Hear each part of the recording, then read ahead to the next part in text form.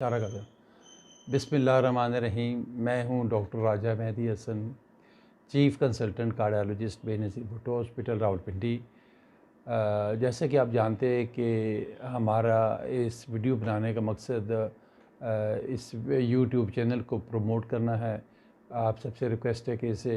Like करें, subscribe करें और तमाम दोस्तों में शेयर भी करें ताकि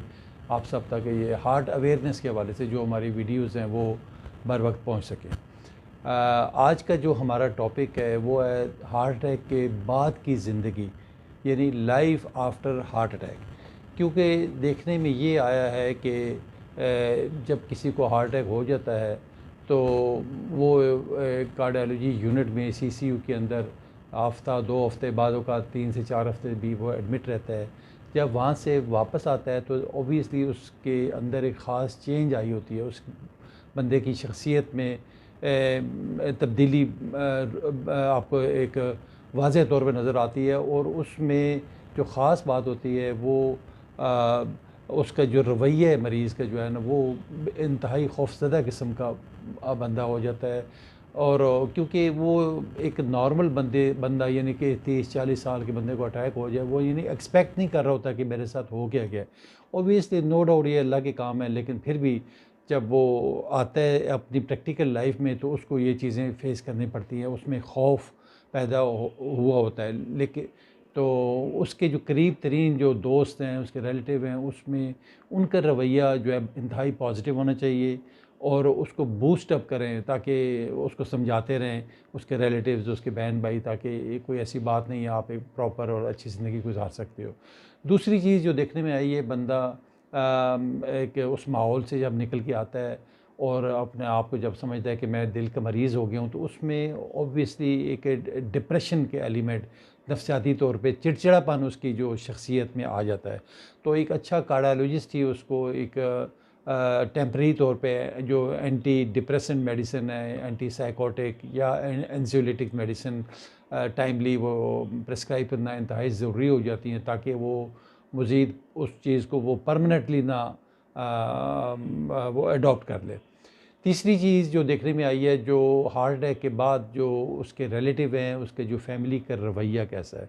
तो वो मेरी रिक्वेस्ट होगी वो हमेशा पॉजिटिव होना चाहिए, फ्रेंडली होना चाहिए और उसको पेशेंट को इनकरेज करें कि भाई ये अल्लाह की तरफ से एक बीमारी आई है और कोई ऐसी बात नहीं है, आप माशाल्लाह एक अच्छी ज़िंदगी गुजार सकते हो। और कई लोग ऐसे हैं जिनको हार्ट की तकलीफ़ हुई है, हार्ट अटैक के बाद सर्वाइव किए हैं और 30-30 40 साल से लोग अपनी एक अच्छी खुशहाल ज़िंदगी गुजार रहे हैं, बशर्ते कि वो अपने कार्डियोलॉजिस्ट के साथ इन टच रहते हैं और उनकी हदायत पर अमल करते हैं। जो एक और जो इम्पोर्टेंट चीज़ है इसके बाद जो चौथे नंबर पे आती है वो वॉक और एक्सरसाइज है। वॉक हम उस वक़्त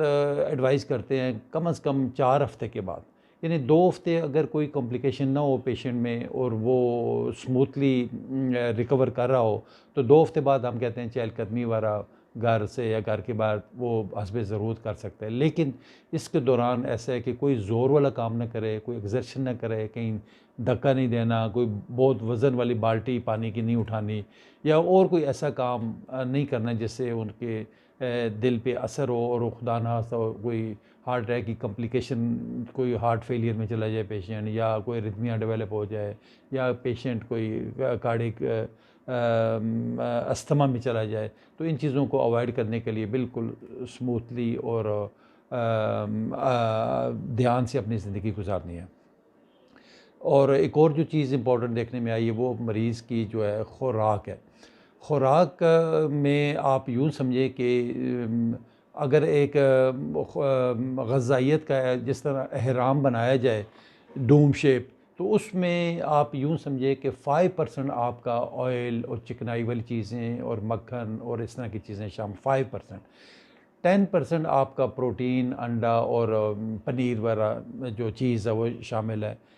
35% आपके जो फ्रेश फ्रूट्स और वेजिटेबल्स हैं और 50% आपका जो बाकी अनाज है जिसको हम कार्बोहाइड्रेट्स कहते हैं, उसमें गंदम भी है, चावल भी है, जौ भी है, ये मकई भी है और जो बाकी जितने भी खाने वाली अशिया हैं वो सब इसमें शामिल हैं। तो इसको अगर मद्देनज़र रखें तो मैं समझता हूँ कि देखिए ऑयल और घी ना होने के बराबर है, तो 5% है, बल्कि मेरी एडवाइस आपको होगी कि विदाउट ऑयल, ज़ीरो ऑयल पे आप खाना अपना रखें। उसमें बिल्कुल अपने ये ऑयल घी और जितने भी किस्म के, ये इवन देसी घी भी है, इस सब को अवॉइड करें ताकि आपको दोबारा खुदा ना खास्ता हार्ट अटैक होने का ख़तरा बिल्कुल भी ना रहे। एक और जो सेवन्थ जो इसमें चीज़ है वो है तंबाकू नोशी। उसमें ना सिर्फ सिगरेट शामिल है बल्कि हुक्का, नस्वार, सिगार, चिलम, शीशा और ये गुटके वाला गुटका जो पान होता है, जो कड़वा पान वाला, ये सारी चीज़ें, क्योंकि सब में तंबाकू इस्तेमाल होता है और ये दिल की शरीयानों को बिल्कुल वो तंग कर देते हैं और हार्ट अटैक होने का ख़तरा रहता है। तो इसलिए इसको बिल्कुल तर्क करें, बिल्कुल इसके नज़दीक भी नहीं जाना और इवन पैसिव स्मोकिंग से भी अवॉइड करनी है कि जो लोग पी रहे होते हैं उसका धुआं आप तक ना पहुंच सके। एक और जो चीज़ देखने में आई है, वो जो सबसे इम्पोर्टेंट चीज़ है, जो वो आपकी अद्वियात है। अद्वियात में हम शुगर के लिए दवाई भी देते हैं, ब्लड प्रेशर के लिए भी देते हैं, हार्ट के लिए भी देते हैं, ताकि मज़ीद उसमें फैलाव ना आए, उसकी रीमॉडलिंग होती रहे। और जो कोलेस्ट्रॉल के लिए हमें दवाई देते हैं, खून को पतला करने के लिए एस्प्रिन यूज़ की जाती है ताकि खून पतला रहे और आपको मज़ीद क्लॉट होने से बचा के रखे। और बाज़ औक़ात कुछ नींद आवर अद्वियात या ताकत की दवाई भी दी जाती है। तो इन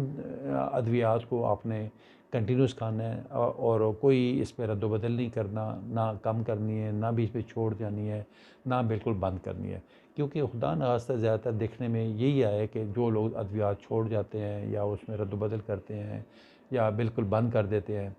तो वो ऑब्वियसली हमारे पास दोबारा जब आते हैं तो कोई ना कोई कॉम्प्लिकेशन डेवलप हुई होती है, हार्ट फेलियर के साथ आ जाते हैं, कोई एरिथमियाज़ के साथ आ जाते हैं। तो इसलिए ये बिल्कुल अपने जो मुआलिज है आपका, जो कार्डियोलॉजिस्ट है, उससे इन टच रहें और बिल्कुल भी अद्वियात